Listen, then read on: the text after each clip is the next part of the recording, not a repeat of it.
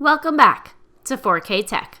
In this video, we're going to show you how to reset your network settings and your factory settings on the MARANTZ NR1510.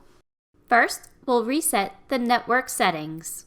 And for this, we want to turn the unit on. So let's press the power button. Next, we'll want to use the input selector and go to HEOS Music Input.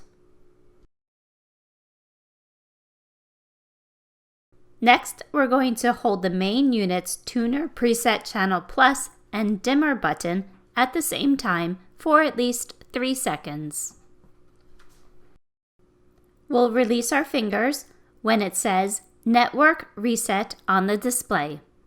The network settings should be reset. Now let's reset this receiver back to factory settings.